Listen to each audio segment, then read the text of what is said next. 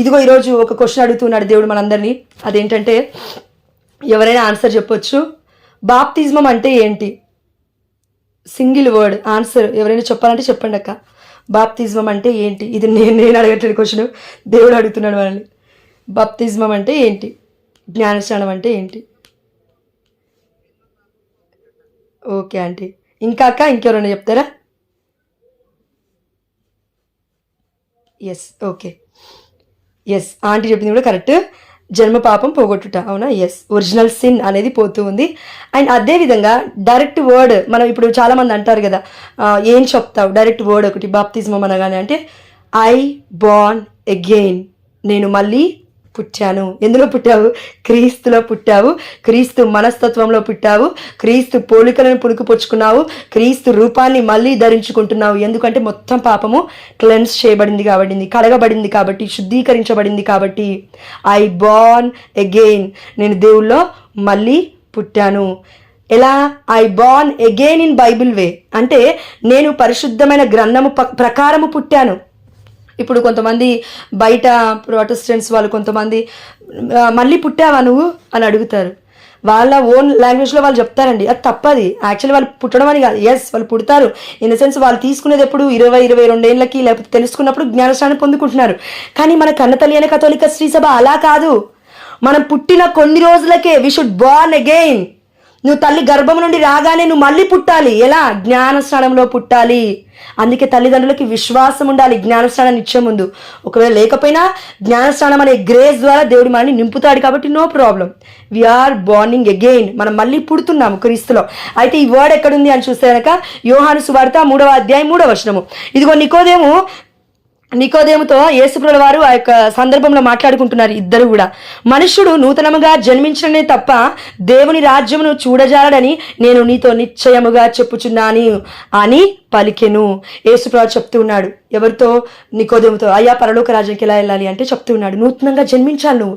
ఎలా అని చూస్తే 5వ వచనము, ఒకడు నీటి వలన ఆత్మ వలన జన్మించడమే తప్ప దేవుని రాజ్యములో ప్రవేశించలేడని నీతో నిశ్చయముగా చెప్పుచున్నాను.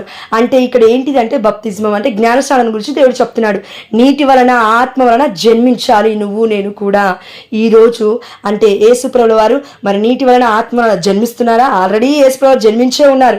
కానీ నీకు నాకు ఒక మార్గము చూపించడానికి, పాత జీవితాన్ని విడిచిపెట్టడానికి, పాపపు ఊబి నుండి మనం బయటికి రావడానికి, ఇదిగో జీవపు ఊట వలె మనం జీవించడానికి మనకి దేవుడు జీవాన్ని చూపిస్తున్నాడు. అదే యొక్క హోలీ సాక్రమెంట్, దివ్య సంస్కరణ. అయితే మనము మరి నిన్నటి వరకు చాలా అంశాలు నేర్చుకున్నాం, అవునా? ఎస్. అయితే ఈరోజు మరి దేవుడు ఏం నేర్పించబోతున్నాడు? యేసు బప్తిజమ పండుగ నుండి మనం ఏం నేర్చుకోవాలి? ముఖ్యమైన విషయాలండి ఇవి. యేసు బప్తిజమ పండుగ నుండి మనం ఏం నేర్చుకోవాలి? 2 విషయాలు దేవుడు ఇక్కడ రివీల్ చేస్తూ ఉన్నాడు. అంటే నేను మెడిటేట్ చేసినప్పుడు దేవుడు రివీల్ చేశాడు పరిశుద్ధాత్ముడి యొక్క కృప ద్వారా. అదేంటంటే ఆదాము ఏవతో దేవుడు నిబంధన చేసుకున్నాడు. అది ఎలాంటి నిబంధన అంటే దేవుని మాట వాళ్ళు వినాలి, ఏ సమయంలో పండు తినకూడదు, అవునా? ఇది ఒకటి, షార్ట్ కట్గా చెప్తాను, ఎక్కువ టైం తీసుకొని. రెండవది నోవాతో నిబంధన. అది ఎలా అయింది? ఇదిగో నేను ఐఎమ్ ద క్రియేటర్, నేను ఇప్పుడు సృష్టికర్తను, ఈ సృష్టిని ఇంకెన్నడూ కూడా నేను నాశనము చెయ్యను అని నోవాతో ఎలాంటి నిబంధన చేసుకుంటున్నాడంటే ఇదిగో ఆకాశంలో ఇంద్రధనస్సును నిలుపుతున్నాడు, నిబంధన అది. అబ్రహాముతో నిబంధన ఏం చేశాడు? ఇదిగో నీవు వెళ్ళు దేశంలో ప్రతి ప్లేస్ని నేను నిన్ను దీవిస్తాను అని అన్నాడు. అదేవిధంగా నీ సంతానం దీవించబడుతుంది, నీ సంతానం ఎక్కడికి వెళ్ళినా దీవెనకరంగా ఉంటుందనే దీవెన ఆ యొక్క నిబంధన దేవుడు ఇచ్చి ఉన్నాడు. అదేవిధంగా మోషే దేవుడితో ఎలాంటి నిబంధన కలిగి ఉన్నాడంటే సున్నతి ద్వారా. మొన్న నేను తప్పు చెప్పాను కదండి, అబ్రహాము అనేసి చెప్పినాను, సారీ. సున్నతి ఎప్పటి నుంచి స్టార్ట్ అయిందంటే మోషే అప్పుడు తన భార్య సిప్పోరా వచ్చి తన కుమారుడైన ఈసాక్కి ఆ యొక్క సున్నతి అనేది చేస్తుంది, బ్లడ్ అనేది చేస్తుంది. కాబట్టి ఆ సున్నతి అనేది అక్కడ స్టార్ట్ అయింది. అయితే ఎన్నో ప్రక్రియల తర్వాత నూతన నిబంధనకి మనం వచ్చాము. ఇక్కడ ఒక నిబంధనతోనే యేసు ప్రభుల వారు భూలోకానికి వచ్చాడు, అవునా? పుట్టాడు పరిశుద్ధమైన బాలయేసు. 30 ఏళ్ళు ఇదిగో జీవితాన్ని గడించి ఉన్నాడు. దాని తర్వాత దేవుడి పిలుపు ప్రకారము, దేవుడు చేయమన్న చిత్తము ప్రకారము 30 ఏళ్ళ వయస్సులో ఇదిగో ఈ లోకములో అంటే పబ్లిక్ మినిస్ట్రీ అంటే ఏమంటారు, ప్రజల మధ్యలోకి వస్తూ ఉన్నాడు. ఆ యొక్క దేవుడి యొక్క రాజ్య వ్యాప్తిని మొదలు పెడుతూ ఉన్నాడు, పరలోక రాజ్య వ్యాప్తి గురించి ప్రకటిస్తూ ఉన్నాడు. అదేవిధంగా దాన్ని ఏమంటారండి, వాళ్ళందరూ కూడా హృదయ పరివర్తన హృదయ పరివర్తన కలిగి జీవించాలి అని పరలోక రాజ్యంలో ఉన్న దేవుడి మహిమార్థమై అన్ని వాక్కులు కూడా బోధిస్తున్నాడు. ఇవన్నీ సజీవమైనవి, అవునా? ఎస్. అయితే ఇక్కడ ఏముంది అనంటే జ్ఞాన స్నానం అనేది ఒక నిబంధన.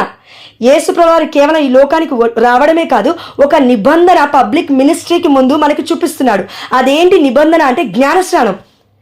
అయితే ఈ జ్ఞానస్నానం అనేది నిబంధన ఎందుకైంది అంటే, ఇదిగో నికోదేముతో దేవుడు అంటున్నాడు, ఒకడు నీటి వలన ఆత్మ వలన జన్మించిననే తప్ప దేవుని రాజ్యంలో ప్రవేశించగలడు.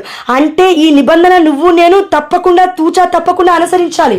What ever you are, gentile or anyone, pagans అంటే ఈ యొక్క ఏమంటారండి, అన్యులైనా ఇంకెవరైనా, ఇంకా హిందువులు, ముస్లిం, ఇంకెవరైనా ఎలాంటి అన్యులైనా కూడా అండ్ మనలోకి రావాలంటే, క్రీస్తుని తెలుసుకోవాలంటే, క్రిస్టియానిటీ అని అనట్లేనంటే, నేను మతం అనట్లేను, క్రీస్తుని తెలుసుకోవాలంటే నువ్వు ఒకటి చెయ్యాలి, నూతీకరించబడాలి, నూతన క్రియలు నీలో జరగాలి, నువ్వు నూతనంగా జన్మించాలి ఈ యొక్క పాపపు లోకములో, ఈ యొక్క ఘోరమైన ఈ ప్రాపంచిక విషయాలలో. అంటే నీటి వలన నీవు జన్మించాలి, ఆత్మ వలన నీవు జన్మించాలి. ఆత్మతో నింపబడుతున్నాము పరిశుద్ధాత్మ చేత మనము. కాబట్టి గ్రేస్, దేవుడి యొక్క ఆత్మ ఫలాలతో వరాలతో మనం నింపబడుతున్నాం. ఈ విషయం మనం మర్చిపోవద్దు. కాబట్టి దేవుడు నిబంధనతోటే స్టార్ట్ చేస్తున్నాడు పబ్లిక్ మినిస్ట్రీ అనేది. పబ్లిక్ మొత్తం అందరు కూడా ఆ మార్గమే. ఇంకా అందుకే దేవుడు అంటాడు, నేనే మార్గము, ఈ మార్గము నిబంధన అండి. కేవలం ఇది తీసి పారేయడానికి కాదు, ఇది నిబంధన. తప్పకుండా తప్పకుండా నువ్వు నేను ఏ అన్యుడైనా కూడా ఇది చేయాలి తప్పక. ఒకవేళ మీరు ఇక్కడ క్వశ్చన్ అడగొచ్చు, అంటే నాకు ఒకప్పుడు క్వశ్చన్ వచ్చింది. అదేంటంటే, మరి కరోనా టైంలో మనం అప్పుడు బయటికి వెళ్ళాల్సిన స్థితిగతులు లేవు. ఈరోజు నేను ఇంట్లో ఉన్నా, ఒక అన్యుడిని అనుకోండి, నేను ఇంట్లో ఉన్నాను, నాకు వీడియోస్ విని చూసి దేవుడు నాతో మాట్లాడాడు, యేసుప్రభుల వారు మాట్లాడేసరికి నాకు ఏమనిపించిందంటే, ఇప్పటివరకు నేను జ్ఞానస్నానం తీసుకోలేదు కదా, ఒకవేళ నేను అన్యుడిని అయితే నేను చెప్పేది, జ్ఞానస్నానం తీసుకోలేదు కదా, నేను జ్ఞానస్నానం పొందాలి అనే ఒక ఆలోచన నాకు వచ్చింది. ఇప్పుడు అది ఎలా పాసిబుల్ అవుతుంది? ఎలా అయినా పాసిబుల్ అవ్వదు. నువ్వు బిషప్ దగ్గర నుంచి, పోపు దగ్గర నుంచి పర్మిషన్ తీసుకున్నా ఎవరు కూడా నేను ఇంటి దగ్గర నుంచి బయట అడుగు పెట్టనివ్వట్లేరు కదా కరోనా సమయంలో. అయితే ఏం జరుగుతుంది మరి ఇక్కడ? Maybe you already filled with the Holy Spirit. నువ్వు పరిశుద్ధాత్మతో నింపబడ్డావు కాబట్టే నీకు యేసుప్రభుల వారి యొక్క బోధనలు అర్థమవుతున్నాయి, టీచింగ్స్ అర్థమవుతున్నాయి, మారు మనస్సు నువ్వు ఆల్రెడీ పొందుకున్నావు. దేవుల్లో నేను నూతనీకరించబడాలి, దేవుణ్ణి తెలుసుకోవాలి, ఆ తండ్రిని నేను తెలుసుకోవాలనే ఆలోచన ఉంది చూశారు, అది ఆల్రెడీ నూతన క్రియ నీలో జరిగింది ఆల్రెడీ. కాబట్టి ఇక్కడ ఆప్షనల్ జ్ఞానస్నానం అనేది. ఎందుకు? ఇక్కడ తూచా తప్పకుండా ఒక స్థితి, ఒక గతి నీకు ఎలా ఏర్పడిందంటే నువ్వు వెళ్ళలేకపోతున్నావు. అండ్ ఇంకో రెండో కండిషన్ కూడా ఇక్కడ మనం అప్లై చేయాలి, తప్పుగా అర్థం చేసుకోవద్దు దయచేసి దీన్ని. అదేంటంటే, ఒకవేళ టప్పీమని నువ్వు నెక్స్ట్ డే చనిపోయావు, మరి అప్పుడు నీ ఆత్మ రక్షింపకుండా ఉంటాడా దేవుడు? జ్ఞానస్నానం పొందుకోకపోతే నువ్వు ఆల్రెడీ ఆత్మచేత నడిపింపబడ్డావు కాబట్టి తప్పకుండా పరలోక రాజ్యానికి వెళ్తావు. If you confess for your sins, నీ పాపాలను నువ్వు ఒప్పుకొని దేవుడి ముందు, అయ్యా ఇదిగో దేవుడు అన్నాడండి ఆ రోజు, ఏ విధంగా అయితే మరియా మగ్దలేనే ఒక పాపాత్మురాలు వచ్చి యేసుప్రభువు వారి యొక్క కాళ్ళని కడుగుతూ కన్నీటితో ఇదిగో తుడుస్తూ ఏడుస్తూ ఆ పన్నీరును పోస్తూ కడుగుతూ ఉందో అన్నాడు. ఏమన్నాడు? ఇదిగో పేతురు, నేను ఇంటికి వచ్చాను, నువ్వు నా కాళ్ళని కడుక్కోవడానికి కూడా నీళ్ళు ఇవ్వలేదు. ఇదిగో నేను నీ ఇంటికి వచ్చాను, నాకు ముద్దు పెట్టలేదు. కానీ ఈ స్త్రీ వచ్చినప్పటి నుంచి కాళ్ళని కడుగుతూనే ఉంది, తుడుస్తూనే ఉంది తన జుట్టుతో. అదేవిధంగా తన కన్నీళ్లతో నా పాదాలను తడుపుతుంది, తను ముద్దు పెట్టుకోవడం ఆపట్లేదు అనేసి అన్నాడు. అంటే జ్ఞానస్నానం అనేది ఎప్పుడు ఆప్షనల్ అవుతుందంటే అండి, ఆల్ ద టైం కాదు. దయచేసి గుర్తుపెట్టుకోండి, అది మ్యాండేటరీగా మేబీ రేపో ఎల్లుండో ఒక సిచ్యువేషన్ అనేది అది దేవుడికి అర్థమవుతుంది, మనుషులకు అర్థం కాదు. నువ్వు చెప్పినా అయ్యో నేను తీసుకోలేకపోయాను జ్ఞానస్నానం, అవును కొన్ని సమయాలు తీసుకోలేని సమయంలో నువ్వు చనిపోయావు అనుకో. ఇప్పుడు అవస్థ అభ్యంగనం కూడా అంతే కదండి. ఎస్, తెలియకుండా ఎంతో మంది చనిపోతున్నారు, అవస్థ అభ్యంగనం ఖచ్చితంగా తీసుకొని చనిపోతున్నారని తెలుసా? It's a holy sacrament in the Catholic church, right? అది దివ్య సంస్కరణ. కానీ నువ్వు తీసుకోకపోయినా కూడా పరలోక రాజ్యం వెళ్ళే ఛాన్స్ ఉంది. ఎందుకు? మేబీ నువ్వు చేసిన పుణ్యకార్యాలు దేవుడు చూశాడేమో. అవస్థ అభ్యంగనం నువ్వు తీసుకోకపోయినా పరలోక రాజ్యానికి వెళ్ళడానికి దేవుడు తన కృప చొప్పున నీకు అర్హతను సుగుతున్నాడు ప్రియమైన బిడ్డ. ఇక్కడ ఆ యొక్క దివ్య సంస్కరణ అనేది ఆప్షనల్ అవుతుంది, ఆల్ ద టైం కాదు. నువ్వు బయటికి వెళ్ళనే సిచ్యువేషన్లో అది ఆప్షనల్ అంతే. అలాంటి సిచ్యువేషన్ నాకు అలాంటి డౌట్ వచ్చిందండి. నాకు అలాంటి డౌట్ వచ్చిన తర్వాత నేను అడిగాను దేవుని. ఇప్పుడు ఈ కరోనా సమయంలో ఏ బిడ్డ అయినా మారు మనస్సు పొందుకున్న తర్వాత చనిపోయింది అనుకో, మరి ఆ బిడ్డ పరలోక రాజ్యానికి వెళ్తుందా? జ్ఞానస్నానం తీసుకోకపోతే తప్పకుండా వెళ్తుంది. ఎలా చెప్తున్నావు? బైబిల్లో ఎక్కడుందని మీరు అడగొచ్చు. అపోస్తుల కార్యములు అండి, ఒక్కసారి చూడండి. అపోస్తుల కార్యములు, ఎస్, అన్యులకు పవిత్రాత్మ వరము. ఇక్కడ టాపిక్ వచ్చేసి అపోస్తుల కార్యములు 10వ అధ్యాయము 44వ వచనము. ఇక్కడ మనందరికీ తెలుసు, పేతురు కొర్నేలు ఇంటికి వెళ్తున్నాడు. మనందరికీ తెలిసే ఈ సంఘటన. 3 సార్లు దుప్పటి కిందికి దిగి వస్తూ ఉంది దర్శన రూపంలో. దాని తర్వాత పేతురు కొర్నేలు ఇంటికి వెళ్ళిన తర్వాత తెలుస్తూ ఉంది, దేవుడు అన్యులకి కూడా పరిశుద్ధాత్మని వసిగాడు. ఇదిగో చూడండి, నేను డైరెక్ట్గా చదువుతాను వాక్యం. ఇక్కడ పేతురుతో యొప్పా నుండి వచ్చిన సున్నతి పొందిన విశ్వాసులు అన్యులపై కూడా దేవుడు తన పరమైన పవిత్రాత్మను కుమ్మరించుట చూచి ఆశ్చర్యపడిరి. అంటే అప్పటికే ఉన్న యూదులు అన్యుల దగ్గరికి వెళ్ళొద్దు, అన్యుల ఇళ్ళలో తినొద్దు, అదేంటి పేతురు ఇలా చేస్తున్నాడు, అన్యులకి బోధించడం ఏంటి, అన్యుల ఇంటికి వెళ్ళి దేవుడి గురించి చెప్పడం ఏంటి అని వాళ్ళు హీనంగా చూస్తున్నారు అన్యుల్ని. ఆ సమయంలో ఇదిగో పేతురు ఇలా మాట్లాడుతున్నారు. ఏలైనా ఆ అన్యులు కొత్త భాషలో మాట్లాడుచు దేవుని స్తుతించుట వారు చూచారు. పేతురు అంటూ ఉన్నాడు, ఇప్పుడు మన వలనే పవిత్రాత్మను పొందిన వీరు నీటితో జ్ఞాన స్నానము పుచ్చుకొనుటకును ఎవరైనా వారింపగలరా?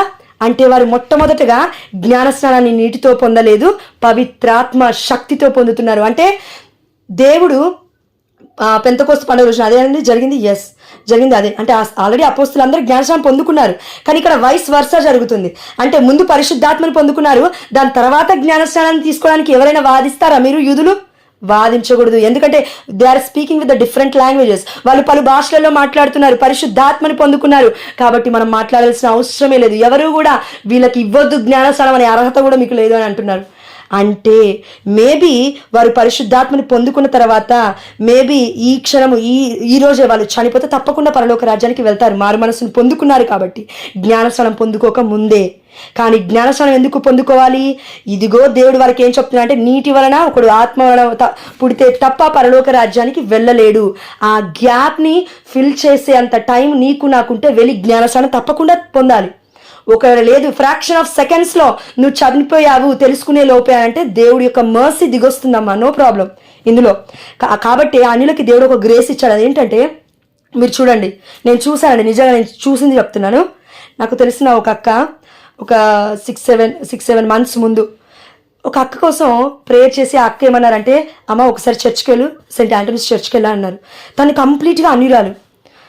అక్క నాకు భయం వేస్తుంది అక్క, ఇట్లా ఏంటి అని ఎవరేమైనా అంటారంటే, ఏమనరమ్మా నువ్వు వెళ్ళు అని ఆ అక్క కొన్ని రోజులు తనకి టీచింగ్స్ చెప్పిందండి. పరిశుద్ధమైన గ్రంథంలో ఇలా ఉంది నువ్వు వెళ్ళాలి, దేవుడి సన్నిధికి ఉంది, మనమే వెళ్ళాలి దేవుడి సన్నిధికి, నువ్వు దేవుని ఇలా ప్రార్థించమ్మా, యేసయ్య రక్షకుడు అని చెప్తే తను వెళ్ళిందండి. అప్పుల బాధలు వితిన్ 3 daysలో ఎలా మాయమయ్యాయో అర్థం కాలేదంట తనకే. అంటే ఎంత గ్రేస్ దిగొచ్చిందో చూడండి. తను అప్పటికి జ్ఞానస్నానం పొందలేదు, కానీ పొందుకోవాలి. ఎప్పుడు పొందుకోవాలి? కరెక్ట్ మాట్లాడితే RCIA అంటారండి మన యొక్క కథోలిక శ్రీ సభలో టీచింగ్స్ ప్రకారము. నేను తర్వాత చెప్తాను దాని, అది మళ్ళీ పెద్ద టాపిక్ అయిపోతుంది. అయితే ఏంటంటే అడల్ట్స్ అంటే పెద్దవాళ్ళు, క్రీస్తుని తెలుసుకున్నవారు, ఇదిగో వారు ఒక 1 year 2 years పురాతన కాలం నుండి ఉందండి మన కన్నతల్లి కథోలిక శ్రీ సభలో. ఇది పురాతన కాలం, అపోస్తలత్వం నుండి కూడా ఉంది. అదేంటంటే ఎవరైనా అన్యులు మనము చూస్తే వారు చర్చికి రావడం, ఫాదర్ చూస్తున్నప్పుడు 1 year 2 years వాళ్ళు పరిశీలిస్తారు, లేకపోతే 6 months నిన్ను పరిశీలిస్తారు. అన్యుల్ని పరిశీలించి ఇతనికి జ్ఞానస్నానం ఇవ్వాలా వద్దా, ఇతని విశ్వాసం కరెక్ట్గా ఉందా లేదా, అన్యుల్లాగా ఇంకా జీవిస్తున్నాడా, క్రీస్తులోనే జీవిస్తున్నాడా లేదా అని అప్పుడు తెలుసుకొని జ్ఞానస్నానం ఇస్తారు. అంటే ఈ 6 నెలలు 1 year అంటే దేవుడు కృప తనకి లేదా? ఉంది, అందుకే వచ్చాడు చర్చికి. కాబట్టి కొన్ని సమయాలలో ఇది ఒక ఆప్షన్ లాగా మనకు కనబడ్డా అట్స్ మ్యాండేటరీ. కానీ నేను చెప్పాను ఆల్రెడీ, ఎక్సెప్షనల్ అని ఎప్పుడు అనబడుతుందంటే చనిపోయే ముందు నీకు తెలియదు ఆ సమయము. కాబట్టి అప్పుడు దేవుడు గ్రేస్ నీకు తోడై ఉంటుంది. పరిశుద్ధాత్మ చేత నువ్వు నింపబడ్డావు కాబట్టి, నీటి వలన కాదు ఆత్మతో నింపబడ్డావు కాబట్టి అనే విషయం మనం ఇక్కడ గుర్తుపెట్టుకోవాలి. అయితే మరి యేసు బప్తిస్మ పండుగ నుండి మనం నేర్చుకోవాల్సిన అంశాలు ఏంటి అంటే, మొట్టమొదటిగా జ్ఞానస్నానం అనే నిబంధన ఈ ప్రపంచానికే దేవుడు నేర్పిస్తున్నాడు, అవునా? ఎస్. అదేవిధంగా ఈ లోకంలో యేసు ప్రభువు వారు తన మినిస్ట్రీ లైఫ్, ఈ యొక్క పరిచర్య మొత్తం అయిపోయింది. పరిచర్య అన్న, వాక్య పరిచర్య అన్న, బోధన అన్న, ప్రబోధన అన్న, లేకపోతే దేవుడి వాక్యం ప్రకటించడం అన్న, దే ఆల్ ఆర్ వన్ అండి, ఒకటే. వాటికి డిఫరెన్షియేషన్ లేదు. ఎందుకంటే నేను కొంతమంది తెలుసుకున్నాను, వాటికి ఏ డిఫరెన్షియేషన్ లేదు. నువ్వు బైబిల్ నుండి ఒక వాక్యం తీసుకొని నీకేం తెలియకపోయినా ప్రకటిస్తున్నావు అంటే it's a power of the Holy Spirit, not your own language. Right. అది నీ యొక్క స్వాయశక్తితో నువ్వు చేసింది కాదు. అది మనల్ని హైలైట్ చేసుకోవడానికి అది పరిశుద్ధాత్మ దేవుడు నీకు వసగిన ఆత్మ వరము అంతే. నువ్వు ఎలా ప్రకటిస్తున్నావు, ఏంటి ప్రకటిస్తున్నావు, అది నీకు కూడా అర్థం కాదు. కరెక్ట్గా చెప్పాలంటే కొన్ని సంవత్సరాలు పడుతుంది అర్థం కావాలంటే. కాబట్టి నేను అది మనం చెప్పుకోకూడదు. కానీ ఎవరైనా ఏ బిడ్డలైనా పరిశుద్ధాత్మ చేత ప్రకటించుతున్నారు అనంటే తప్పకుండా ఆత్మలు రక్షింపబడమే మన ధ్యేయం. అదేవిధంగా రక్షింపబడుతున్న ఆత్మలను కూడా ప్రేమించడమే మన ధ్యేయం. అది కూడా మనం మర్చిపోద్దు. మనుషులం కదా, we are humans, not the animals. So అది కూడా మనం గుర్తుపెట్టుకోవాలి. అదేవిధంగా మనము గలతీలకు రాసిన 3వ అధ్యాయం 27వ వచనం ఒకసారి చూడండి. ఈ జ్ఞానస్నానంలో ఏం జరుగుతుంది? గలతీలకు రాసిన లేఖ 3వ అధ్యాయము 27వ వచనము. కొంచెం టైం తీసుకుంటున్నాను, ఏమనుకోకండి, నేను రెడీగా పెట్టుకోలేదు. గలతీలకు రాసిన లేఖ 3వ అధ్యాయం 27వ వచనం చూడండి. ఏలైనా క్రీస్తులోనికి జ్ఞాన స్నానం పొందిన మీరందరూ క్రీస్తుని ధరించినారు. ఎందుకు నూతనంగా మనం తయారవుతున్నాము జ్ఞానస్నానంలో అంటే? మనము ధరిస్తుంది రూపాన్ని, పోలికలని పుణికిపుచ్చుకుంటుంది ఎవరిని అంటే క్రీస్తులోనికి జ్ఞానస్నానం పొందిన మీరందరూ, మనమందరము క్రీస్తుని ధరించి ఉన్నాము. కావున యూదుడని అన్యుడని లేదు, బానిసని స్వతంత్రుడని లేదు, స్త్రీ అని పురుషుడని లేదు, ఏలయనా క్రీస్తు యేసునందు మీరందరూ ఒక్కరే. ఇప్పుడు జోష్న అంటే జోష్న ఒకటే కాదండి, మనం అందరం. అందరం ఈ యొక్క కన్న తల్లి అయిన కథోలిక శ్రీ సభలో ఏ బిడ్డలైతే జ్ఞానస్నానం తీసుకొని ప్రపంచవ్యాప్తంగా బ్రతుకుతున్నారో 10,000 కోట్ల మంది అయినా సరే, వాళ్ళందరూ we are all one in Christ. మనం అందరం ఒక్కరమే క్రీస్తులో. ఎందుకంటే మనం అందరం యేసు ప్రభువు వారి యొక్క శరీర భాగస్థులము. అయితే ఈ ప్రాసెస్ ఎలా జరుగుతుందంటే జ్ఞాన స్నానం ద్వారా జరుగుతుంది. కాబట్టి మనం జ్ఞానస్నానం పొందాలన్నమాట. అడల్ట్స్, పెద్దవాళ్ళు అయిన తర్వాత కూడా దేవుని తెలుసుకున్న వాళ్ళు కూడా తప్పకుండా పొందాలి. అందుకే ఓకేనా? ఎస్. అయితే 29వ వచనం చూడండి. మీరు క్రీస్తులకు సంబంధించిన వారైనందున, మీరు క్రీస్తులకు సంబంధించిన వారు ఇప్పుడు, ఎందుకంటే జ్ఞానస్నానం పొందుకున్నారు కాబట్టి మీరందరూ ఒక్కరే. అబ్రహాము సంతతి కూడా అగుదురు, అబ్రహాము సంతతి కూడా అగుదురు కనుక దేవుని వాగ్దానమును బట్టి వారసులే. దేవుడు ఏం వాగ్దానం చేస్తున్నాడు? ఇదిగో ఏ బిడ్డలైతే జ్ఞానస్నానం పొందుకొని నా శరీరంలోని భాగస్థులు అవుతూ ఉన్నారో, ఇదిగో వారందరికీ నేను ఒక వాగ్దానం ఇస్తూ ఉన్నాను. అదేంటంటే మీరందరూ కూడా నా సంతతి. అబ్రహాము సంతతి అంటే ఏంటి? అబ్రహాముకి కూడా దేవుడు, యేసుప్రభువు వారు దేవుడే. ఇదిగో అందరు పుట్టక ముందే బప్తిస్మ యోహాను గారు అంటున్నారు, మీరు అంటున్నారు కదా ఇప్పుడు అబ్రహాము మా తండ్రి, అబ్రహాము మా ప్రవక్త, అబ్రహాము ఇది అది అంటున్నారు. రాళ్ల నుండి నా దేవుడు పుట్టిస్తాడు ప్రవక్తలని అని బప్తిస్మ యోహాను గారు ఎందుకు అన్నారు? మీరు పుట్టక ముందే ఉన్నాడు యేసుప్రభువు వారు. తండ్రి. అబ్రహాము గారికి కూడా యేసుప్రభువు వారు తండ్రి అవుతాడు, దేవుడు అవుతాడు, భగవంతుడు అవుతాడు. కాబట్టి మనమందరం కూడా క్రీస్తు సంతతియే, అబ్రహాము సంతతి. ఇన్ ద సెన్స్ మనమందరం విశ్వాసములో, ఇదిగో ఈ యొక్క మన కథోలిక విశ్వాసంలో మనమందరం కూడా అబ్రహాము ద్వారా విశ్వాసపాత్రులుగా నిలబడ్డాము. అన్య జీవితం నుంచి వచ్చాడు అబ్రహాము, అయినప్పటికీ క్రీస్తులో ఐక్యపరచబడ్డాడు. కాబట్టి ఆ యొక్క నిబంధన ద్వారా, అదేవిధంగా ఈనాడు మనమందరం ఒక నిబంధన ద్వారా దేవుడు మనకిచ్చిన వాగ్దానము ద్వారా జ్ఞానస్నానాన్ని పొందుకొని మనమందరం ఒకే శరీరముగా ఉంటున్నాము యేసుప్రభువు వారిలో అనే విషయాన్ని దేవుడు మనకు గుర్తు చేస్తున్నాడు. అదేవిధంగా 1 కొరింథీ 12:13 ఒకసారి చూడండి. 1 కొరింథీ 12:13 ఇక్కడ ఒక వాక్యం ఉంది. 12:13. ఎస్. క్రీస్తు పెక్కు అవయవములు గల ఒకే శరీరము వంటివాడు. పెక్కు అంగములతో కూడినను శరీరము ఒకటియే కదా. అట్లే యూదులమైనను అన్యులమైనను బానిసలమైనను స్వతంత్రులమైనను మనము అందరము ఒకే ఆత్మయందు ఒకే శరీరములోనికి బప్తిస్మము పొందితిమి. చూడండి, ఒకే ఆత్మ ఒకే శరీరము. ఆత్మ, పరిశుద్ధాత్మ ఒకే శరీరము. యేసుక్రీస్తుకి శరీరం ఉంది, అవునా? దేవుడు ఐడిల్ కాదు, విగ్రహం కాదు. He has a body, he has a form. దేవుడికి, యేసుప్రభువు వారికి శరీరం. మనం నిన్నటి రోజున ఒకటి లాస్ట్లో కంక్లూజన్ ఏం చెప్పాము? ఇదిగో పరలోక రాజ్యంలో ఉన్న నా తండ్రి నీకు వివరించాడు సీమోను పేతురు. కానీ వివరించింది ఈ యొక్క విషయాన్ని, నేను దైవ కుమారునని నీకు వివరించింది పరలోకమందున నా తండ్రియే కానీ రక్త మాంసములు కావు. అయితే ఆ పరలోకనాథుడికి ఒక రూపం ఉంటే ఎలా ఉంటాడంట అంటే యేసుప్రభువు వారి వలె ఉంటాడు. ఎందుకు అనంటే కొలస్సీలకు రాసిన లేఖ 1వ అధ్యాయం 15వ వచనం అనుకుంటా అండి. అదృశ్యుడై ఉన్న ఆ దేవుడి ప్రత్యక్ష రూపమే యేసు ప్రభువారు అనే వాక్యం మనం చూస్తున్నాము. అయితే యెహోవాకి ఒక రూపం ఉంటే ఎలా ఉంటాడంటే యేసు ప్రభువారు పరిశుద్ధాత్మ పావుర రూపంలో కాదు, అగ్ని రూపంలో కాదు, నీటి రూపంలో కాదు, ఇదిగో ఆయిల్ అనాయింటింగ్ ద్వారా వస్తున్న ఆత్మ రూపంలో కాదు, ఒక రూపం ఉంది. అది ఏ రూపం అంటే ఆదరణకర్త మీ మీదికి దిగి వస్తాడు, నేను మరలా తిరిగి వస్తాను, ఆత్మ మీకు అన్ని విషయములను వివరిస్తుంది. అంటే ఇదిగో నేనే వస్తున్నాను మీ దగ్గరికి. కానీ ఈ విషయము లోకము ఎరుగదు. ఈ విషయాన్ని లోకానికి అర్థం కాదు. ఎందుకంటే నేను ఎవరికైతే వివరించాలని ఆశపడతానో ఆ బిడ్డలకి ఈ విషయం అర్థమవుతుంది అనే వాక్యం మనం ఎక్కడ చూడొచ్చు అంటే మత్తయి సువార్త, యోహాను సువార్త, ఒక్క నిమిషం మిస్ అయింది ఎక్కడ వాక్యం అది. Yes Lord, I missed. Miss అయింది అది వాక్యం, రాసుకోలేదు అనుకుంటా. ఓకే, ఒక వాక్యం ఉంటుందండి, అదేంటంటే ఒక్క నిమిషం నాకు టైం అండి. మత్తయి సువార్త 11వ అధ్యాయము 27వ వచనం ఒకసారి చూడండి.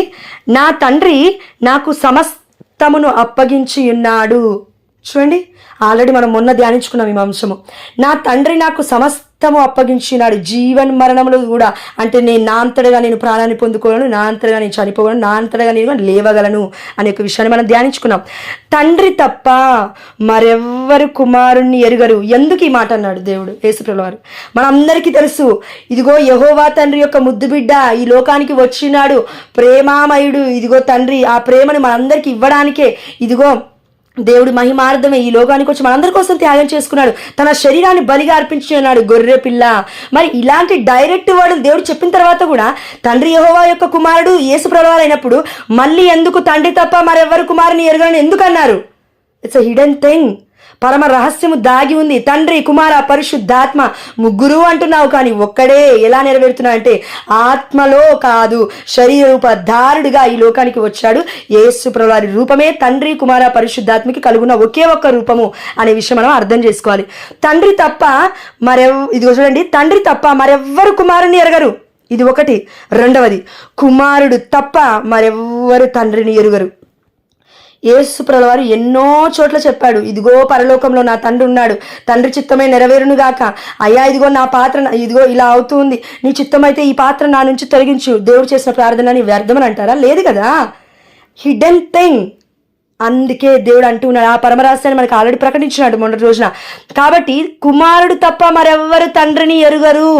మరియు కుమారుడు, చూడండి ఈ వండర్ఫుల్ వర్డ్ అండి ఇది, మరియు కుమారుడు ఎవరికి ఎరిగింప ఇష్టపడునో, అంటే ఎవరికి తెలియచేయడానికి ఇష్టపడతాడో వారు మాత్రమే తండ్రిని ఎరుగుదురు.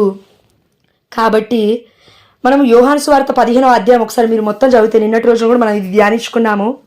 అక్కడ యేసుప్రభువు వారు ఒకటే మాట అంటున్నాడండి, నేను తండ్రిలో ఉన్నాడు, తండ్రి నాలో ఉన్నాడు, మేమిద్దరం ఒక్కటే అనే ఒక మాట అక్కడ మనం చూసినాం. నేను మేము అనాథలుగా విడిచిపెట్టను. 18వ వచనము, యోహాను సువార్త 15వ అధ్యాయం 18వ వచనము, నేను మేము అనాథలుగా విడిచిపెట్టను. ఈ మాటలు మాట్లాడుతుంది యేసుప్రభువు వారు. నేను మీ వద్దకు వత్తును. వెళ్ళిపోతున్న యేసు ప్రభువు వారు నీ వద్దకు వత్తును అని ఎందుకు అన్నాడు? ఆదరణకర్త వల్ల దిగొచ్చింది పరిశుద్ధాత్మ దేవుడు. ఏ రూపంలో అంటే double portion of the Holy Spirit. Yahweh ప్రభు యొక్క ఆత్మతో కలిసి పునరుత్థానములో ఉన్న శక్తితో లేచిన యేసు ప్రభువు వారి యొక్క ఆత్మ. అంటే అది ఏ ఆత్మ? నీనా ఆత్మ అని అనడం కాదు కానివ్వండి, ఒకటి డైరెక్ట్గా నేను చెప్తాను అర్థమయ్యే భాషలో. హోలీ మాస్, మన దివ్య బలి పూజలో మనం అందరం ఇంటికి తిరిగి వస్తున్నప్పుడు పరిశుద్ధమైన గురువులు ఒక మాట అంటారండి, నాకు ఎగ్జాక్ట్ గుర్తులేదు వాడు. పితా, పుత్ర, పరిశుద్ధాత్మ నామంలో మీ అందరికీ శాంతి సమాధానం కలుగును గాక. మీ ఆత్మతోనూ మనం ఏమంటామంటే, వాళ్ళు ఆ సమాధానం చెప్పినప్పుడు మనం ఏమంటామంటే మీ ఆత్మతోనూ ఉండునుగాక అంటాము. ఎవరిని? పరిశుద్ధమైన గురువుని. అంటే మనం ఇక్కడ ఒకటి అర్థం చేసుకోవాలి.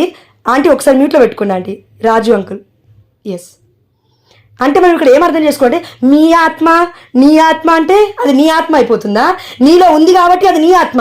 కానీ నువ్వు దేవుడికి అప్పగించేంత వరకు దేవుడు నీకు ఒకటి ఇచ్చాడు. అది ఏంటి ఇచ్చాడు అంటే నీలో దేవుడి ఆత్మ పెట్టాడు. అది నీ ఆత్మ, నా ఆత్మ కాదు, అది దేవుడి ఆత్మ. అందుకే ఊపిరి పోసుకొని ఈ లోకంలో జీవిస్తున్నాము. మనము యాత్రికులము. 2025 ఏంటి?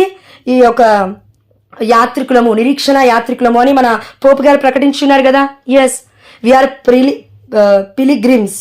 మనం ఈ లోకంలో యాత్రికులము. క్రైస్తవులు అందరము కూడా దేవుడి చేత పంపబడ్డాము, దేవుడి చేత ఆత్మను ఇవ్వబడ్డాము. మనందరికీ కూడా దేవుడు తన ఆత్మను ఇచ్చాడు, అందుకే జీవిస్తున్నాం మనం. కాబట్టి తనంతటిగా తానుగా దేవుడు యేసుప్రభువు లేచి ఉన్నాడు. కాబట్టి ఇదిగో double portion of the Holy Spirit. ఏ విధంగా అయితే ఎలీజా విషయంలో జరిగిందో అదే ఇక్కడ జరుగుతుందని మనం గుర్తుపెట్టుకోవాలి. నేను మీ యొద్దకు వత్తును అని అన్నాడు యేసుప్రభువు. అదేవిధంగా 19వ వచనం చూడండి. కొలది కాలము అయిన పిదప లోకము నన్ను ఎన్నటికీ చూడలేదు, కానీ మీరు నన్ను చూచెదరు. హౌ? అది ఎలా పాసిబుల్ అవుతుంది? ఎలా పాసిబుల్ అవుతుందండి? యేసుప్రభువు పునరుత్థానం అవుతూ ఉన్నాడు, ఇదిగో మోక్షారోహణుడు అవుతూ ఉన్నాడు, ఆత్మ మీదకి వస్తుందన్నాడు, మళ్ళా అంటున్నాడు ఇదిగో లోకము నన్ను ఎన్నటికీ చూడలేదు, కానీ మీరు నన్ను చూచెదరు. నేను జీవించి ఉన్నాను కనుక మీరును జీవింతురు. ఎలా జీవిస్తాడు? In the form of Holy Spirit. పరిశుద్ధాత్మ, double portion of the Holy Spirit నీలో నాలో జీవిస్తున్నంత కాలము జీవవంతులమే మనము. కాబట్టి దేవుడు మనలో నివసిస్తున్నాడు. దేవుడు శక్తిమంతుడు, సర్వశక్తిమంతుడు. ఎందుకంటున్నాం ఈ మాటలన్నీ అంటే మనలో శక్తి ఉందండి, దేవుడు ఇచ్చాడు అది, పరిశుద్ధాత్మ దేవుడు. మనం ఎరిగి ఉన్నాము, అది ఎన్నటికీ ఈ లోకం చూడలేదు, కానీ మీరు నన్ను చూస్తారు, మీరు నన్ను చూస్తారు, ఎందుకంటే నేను రివీల్ చేశాను. ఇదిగో నేను జీవించుచున్నాను కనుక మీరును జీవింతురు. నేను నా తండ్రి యందును, 20వ వచనము, నేను నా తండ్రి యందును మీరు నా యందును నేను మీ యందును ఉన్నామని నా దినమున మీరు గ్రహింతురు. చూడండి, యేసుప్రభువు వారు మనల్ని విడిచిపెట్టట్లేరు. ఎలా? నేను నా తండ్రి యందు ఉంటాను యేసుప్రభువు వారు అంటున్నారు. మీరు అంటే ఇప్పుడు మనము నా యందును, దేవుడి యందు మనం ఉంటాము. నేను మీ యందును ఉన్నామని ఆ దినమున మీరు గ్రహింతురు. మనలో ఇద్దరు అంటే తండ్రి యెహోవా, యేసుప్రభువు వారు ఎలా ఉంటారు ఎట్ ఏ టైం అంటే double portion of the Holy Spirit. అంటే దేవుడి ఆత్మ మనలో ఉంటుంది. ఆ ఆత్మ ఇదిగో తండ్రి కుమారుడు కలిసి మనలో జీవిస్తున్నారు. ఆ ఆత్మకే ఒక పేరు ఉంది, అదేంటంటే రెండంతల శక్తి అనే ఆత్మ మనలో ఉంది. అందుకే మనలో జీవిస్తున్నారు. మీరు మా యందు జీవిస్తున్నారు. చచ్చిపోలేదండి, మనం అందరం బ్రతికే ఉన్నాం, అవునా? ఎస్. కాబట్టి మనం జీవిస్తున్నాము. ఎవరి శక్తితో? దేవుడు మనకిచ్చిన శక్తితో. కాబట్టి మనకి ఏ శక్తి లేదు, కరెక్ట్ చెప్పాలంటే ఉత్తి వ్యక్తిలో మనం. ఇది మానవాళ్ళంతటికి కూడా అర్థమవుతే మన యేసుప్రభువు వారిని నాకు తెలిసి ఇంకా చచ్చిపోయేంత వరకు కూడా మనకన్నా ఎక్కువ అన్యులే ఇంకా పూజిస్తారేమో అండి. మనమన్నా అటో ఇటో క్యాథలిక్స్ అనుకుంటూ తిరుగుతున్నాం కానివ్వండి. జెనటైల్స్కి, అన్యులకి ఈ విషయం అర్థమైతే నాకు తెలిసి చనిపోయేంత వరకు హతసాక్షులుగా మిగిలేంత వరకు హింసలను కూడా పొందుకుంటారేమో వాళ్ళు. చాలా మంది కూడా ఉన్నారు పునీతులలో. కాబట్టి దేవుడు మనకి ఏం చెప్తున్నారు ఈరోజు?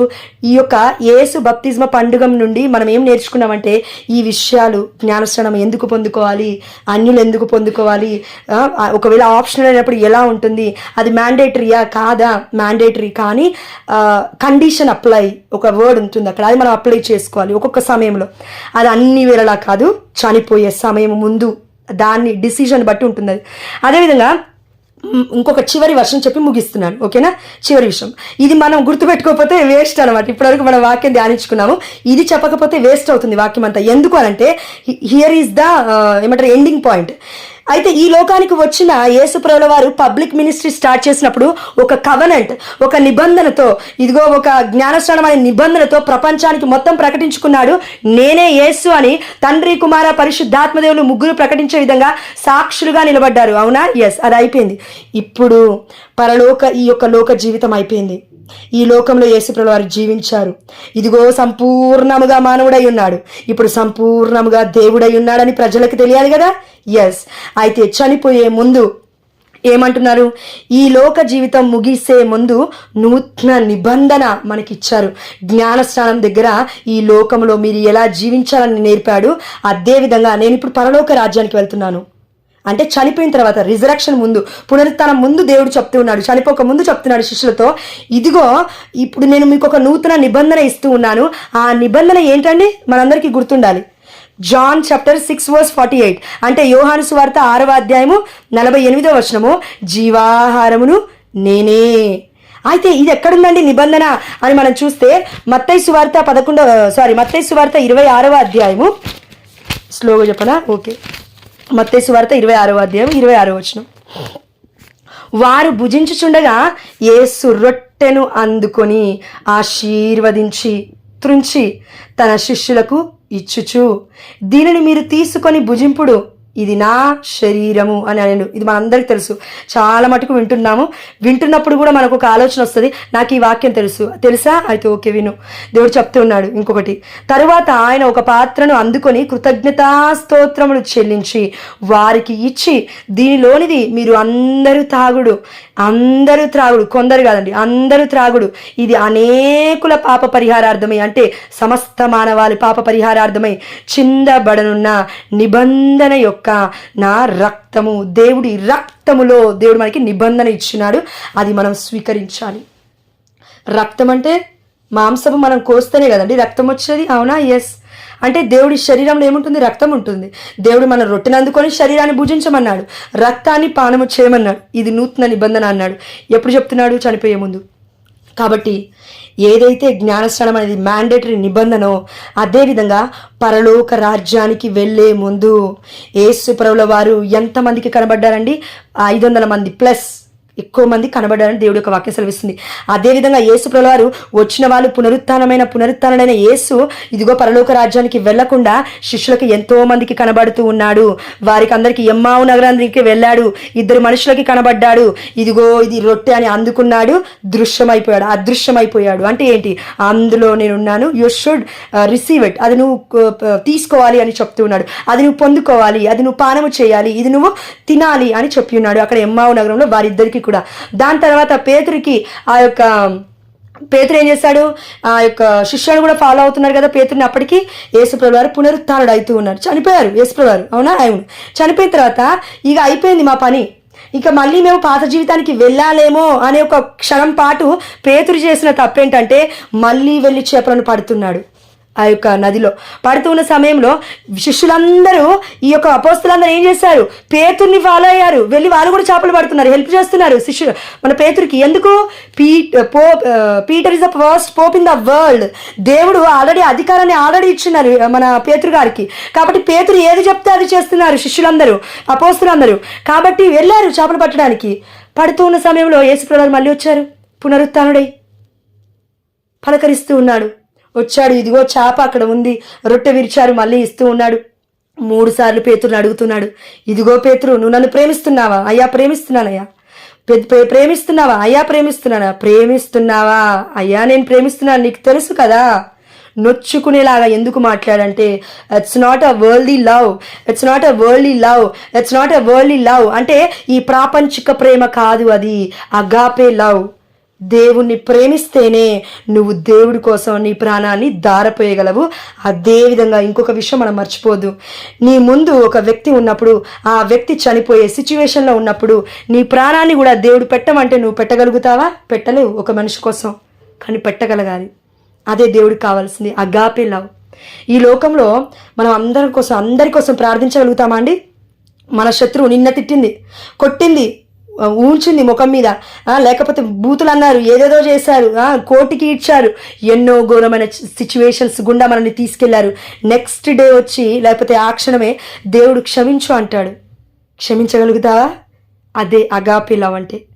ఫర్గివ్ అండ్ ఫర్గెట్, వాళ్ళని మర్చిపోవడం కాదు, ఇదిగో క్షమించి ప్రేమించగలగాలి. అది క్రీస్తు ప్రేమ, అగాపే లవ్. అయితే ఆనాడు పేతురికి దేవుడిచ్చింది ఈ లోక ప్రేమ కాదు.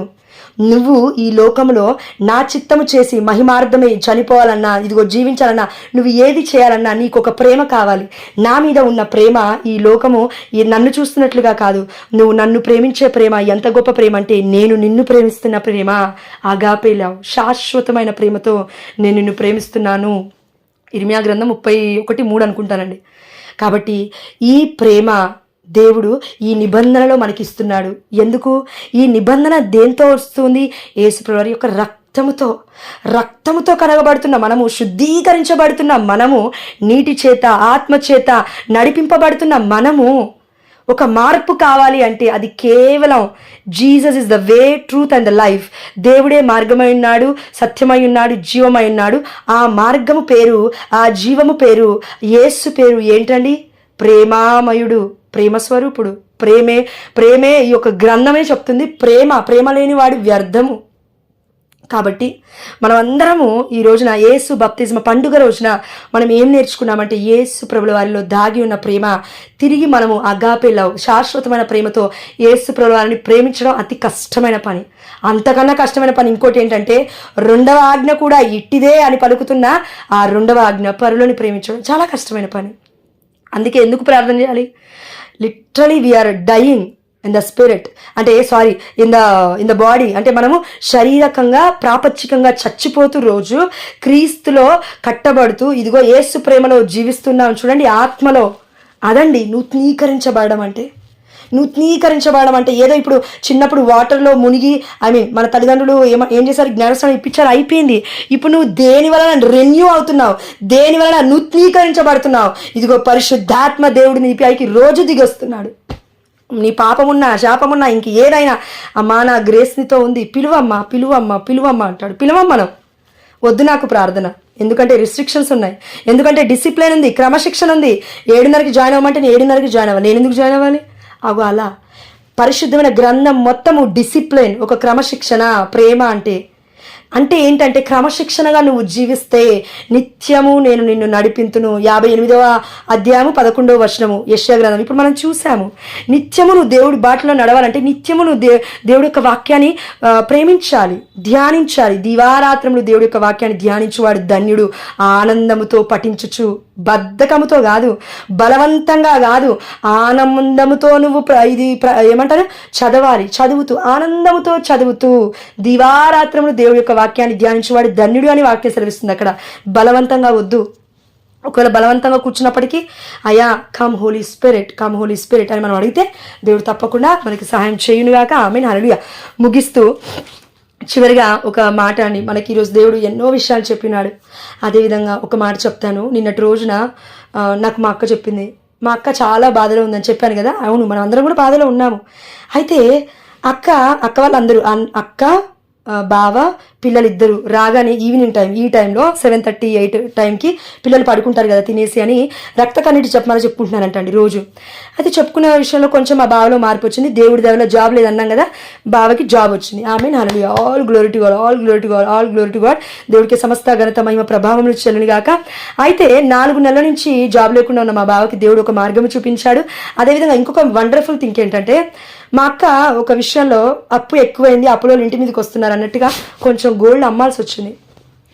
అయితే గోల్డ్ కదా అమ్మేది, అబ్బా రేపు పిల్లల పరిస్థితి ఎలా ఉంటుందో, స్టడీస్ ఎలా అవుతాయో అని భయంతో ఉన్న మా అక్కతో ఒక అలజడి అనమాట, హృదయంలో అలజడి ఉండగానే ఎప్పుడూ లేని మను తన యొక్క కూతురు, మా అక్క కూతురు 11 ఏళ్ళు ఉంటాయి, హార్డ్లీ 11 సంవత్సరాలండి, కరెక్ట్గా వినాలి మీరు, 11 సంవత్సరాలే. వచ్చి ఒకే మాట అందంట. మా అక్క ఇలా ఒక చిన్న చైర్లో కూర్చొని ఆలోచిస్తూ ఉందంట. వచ్చి ఫేస్ చూసి, అమ్మ ఏమైందమ్మా, ఎందుకు బాధగా ఉన్నావు అని. ఏం లేదు మను, పెళ్ళి ఆడుకోనంటే, అమ్మ యెహోవా ఇచ్చను యెహోవా తీసుకొనిను అన్నదంట. ఏంటిది అని అన్నదంట అక్క.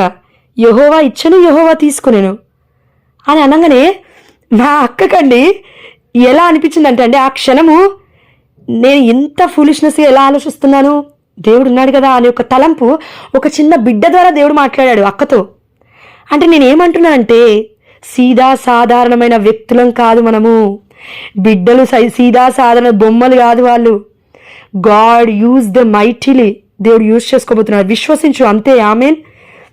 దేవుడు గొప్పగా దీవిస్తాడు నీ బిడ్డల్ని, నా బిడ్డల్ని, ఎంతమంది బిడ్డలు, నా బిడ్డలు అంటే మీరందరూ ఇంకెవరు ఉంటారండి నాకు, దేవుడిచ్చిన బిడ్డలు కాబట్టి దేవుడు గొప్పగా దీవిస్తాడండి. మనం నమ్మాలి అంతే.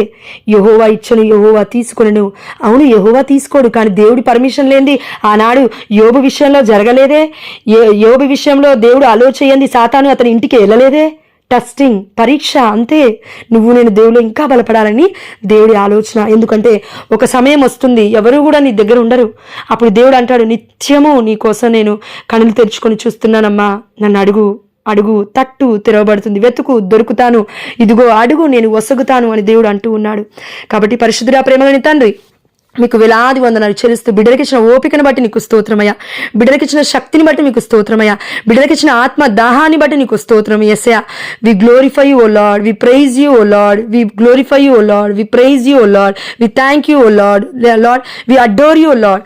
అవును తండ్రి, నీ యొక్క యేసు బప్తిస్మ పండుగ రోజున తండ్రి బప్తిస్మములో ఈ యొక్క జ్ఞాన స్నానములో ఉన్న ఈ యొక్క ప్రక్రియ ద్వారా, ఈ యొక్క దివ్య సంస్కరణ ద్వారా మేము కోల్పోయిన ఆ యొక్క ఇప్పుడు కోల్పోయిన చిన్నప్పటి నుంచి మాలో ఉన్నప్పటికీ ఇప్పుడు మేము కోల్పోయిన ఆ ప్రతి పరిశుద్ధాత్మలో ఉన్న ప్రతి ఫలము తండ్రి, ప్రతి ఒక్క వరము తండ్రి యేసు నామములో ప్రతి బిడ్డపైకి అగ్ని నాలుకల వలె దిగి వచ్చును గాక తండ్రి. ఆమేన్, హల్లెలూయా. yes lord, yes lord, yes lord, we glory o lord, glorify your name o lord. తండ్రి, నీ నామాన్ని ప్రకటిస్తుండగా, నీ నామాన్ని మహిమపరుస్తుండగా తండ్రి నీ బిడ్డల యొక్క జీవితాన్ని మహిమపరిచయ్యా, నీ బిడ్డల యొక్క జీవితాన్ని దీవించిన తండ్రి, నీ బిడ్డల యొక్క జీవితాన్ని ఆశీర్వదించిన తండ్రి. ఇంతసేపు బిడ్డలు నీకు టైం ఇచ్చినారు Lord. I'm asking you Lord, give them the double blessing O Lord. తండ్రి, బిడ్డలు మీకు ఏదైతే ఇచ్చినారో అది దానికంటే 100 రెట్లుగా నా తండ్రి, అయ్యా 2 అంతలుగా నా తండ్రి, 7 అంతలుగా నా తండ్రి యేసు నామములో ప్రతి బిడ్డ కుటుంబంలో ఉన్న ఏ సమస్య అయినా యేసు సర్వశక్తివంతమైన నామములో Lord I'm submitting this prayer request to the feet of Jesus O Lord. నీ పరిశుద్ధమైన పాదశంలో నేను అర్పించుచున్నాను తండ్రి. నీవు చేయబోతున్న అద్భుతమైన కార్యములను బట్టి మీకు వేలాది వందనాలు చెల్లిస్తూ, బిడ్డలు చెప్పుకోబోతున్న అద్భుతమైన సాక్ష్యాలను బట్టి మీకు వేలాది వందనాలు చెల్లిస్తూ, అయ్యా ఇదిగో తండ్రి, ఏ బిడ్డలైతే సాక్ష్యాలు చెప్పుకొని ఈవిల్ స్పిరిట్ ద్వారా మళ్ళీ వెనక్కి వెళ్ళిపోతున్నారు ఆ బిడ్డలందరినీ మీకు సమర్పిస్తూ, strike them lord with all the 7 swords, especially with the sword of Elisha, మెస్సాయా and Saint Gabriel. Strike them lord with all 7 swords, especially with the sword of Elisha, మెస్సాయా and Saint Gabriel. తండ్రి, ఈ సమయంలో అప్పుల బాధతో బాధపడుతున్న ప్రేమలత అక్క కుటుంబాన్ని, రూపాక కుటుంబాన్ని, ప్రణిత అక్క కుటుంబాన్ని, తండ్రి నాకు ఇంకా గుర్తులేదు తండ్రి పేర్లు, కుసుమ అక్క కుటుంబాన్ని, స్వాతి అక్క కుటుంబాన్ని, నిర్మల అక్క కుటుంబాన్ని, ఈ బిడ్డలందరితో పాటు ఈ గ్రూప్లో ఎంతమంది బాధపడుతున్నారు ఆ బిడ్డలందరి తండ్రి ఆ యొక్క అప్పు బాధలు, అప్పు సమస్యలు, ఈ యొక్క ఈవిల్ ఐస్ ఏవైతే ఉన్నాయో అవన్నీ కూడా యేసు నామములో నేను అడుగుచున్నాను ఆయన. Strike them lord with all 7 swords, especially with the sword of Elisha, మెస్సాయా and Saint Gabriel. తండ్రి, యేసు నామములో మీరు మాకు అన్ని సమృద్ధిగా ఈ 2025లో తండ్రి బప్తిస్మ పండుగ, ఈ పండుగ సందర్భముగా మీ గ్రేస్, మీ కృప చొప్పున, మీ అనుగ్రహము చొప్పున మా అందరికీ దేవా నీ కనికరము చొప్పున ఇవ్వబోతున్న ప్రతి ఆశీర్వాదాన్ని బట్టి, ఆశీర్వదించిన ప్రతి ఆత్మ ఫలాన్ని బట్టి మీకే వేలాది వందనాలు చెల్లిస్తూ, అమ్మ మరియ తల్లి మధ్యస్థ ప్రార్థన ద్వారా అమ్మా మా మరియ తల్లి నిత్య సహాయ మాత, నీ బిడ్డలందరి కోసం నిత్యము ప్రార్థిస్తున్న తల్లి నీకు వందనాలు చెల్లిస్తూ, అమ్మా మా అందరి కోసం నువ్వు ప్రార్థిస్తున్నట్లకై అమ్మ మేము ఫెయిల్ అవుతూ ఉన్నప్పుడు ఆ సమయంలో నువ్వు ప్రార్థించమ్మా.